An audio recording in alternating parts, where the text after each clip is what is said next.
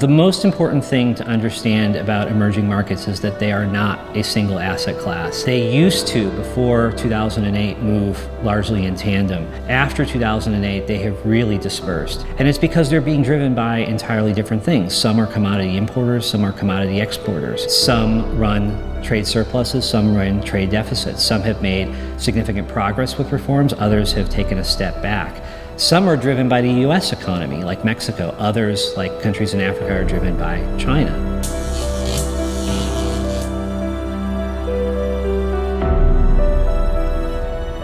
Emerging markets have been subjected to a triple whammy in the last 2 or 3 years. The huge slowdown in China, accompanied by the commodity sell-off, the threat of a Fed lift-off, and idiosyncratic problems in places like Russia and Brazil have all combined to make emerging markets among the most volatile that they've been in a number of years. Of the three emerging regions, Latin America is the one facing the most difficult adjustment, particularly South America. And that makes sense. If you think of what is the new environment that the emerging markets are going to be facing, it's going to be one characterized by higher interest rates eventually in the developed economies, a stronger dollar, lower commodity prices, slower Chinese growth. That clearly doesn't benefit commodity exporters in Latin America. It hasn't benefited either South Africa or Russia. The prospects in Brazil, unfortunately, are still getting worse.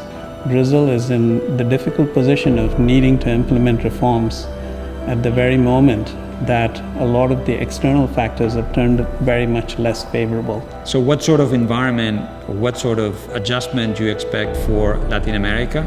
Weaker currencies, some rebalancing of their economies, so smaller current account deficits, probably lower government spending.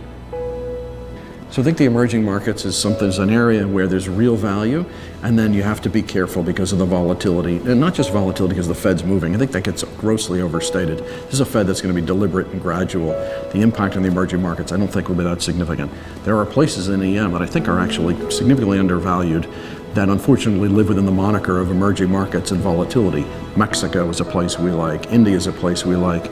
We talk about economies that are continuing along a good path, monetary policy that's thoughtful, yields that get you well above 6% in a world of developed markets, low yields.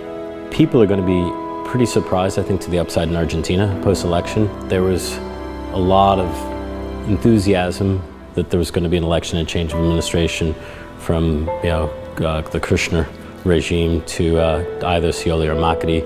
I think to either one of these guys is pragmatic and is going to be, there'll be just a sea change in terms of policy and interaction with the international community. Emerging Asia is doing relatively better, clearly, than LATAM. For the most part, emerging Asia is a commodity importer. There's obviously a few exceptions there, but for the most part, it's a commodity importer. So it hasn't suffered the shock from lower oil prices, metal prices, as much as Latin America or South America has. But they're facing cross currents. China is slowing, trade within the region has strengthened significantly, and that is hurting everyone. On the other hand, Asia tends to be better integrated than Latin America to the global manufacturing cycle.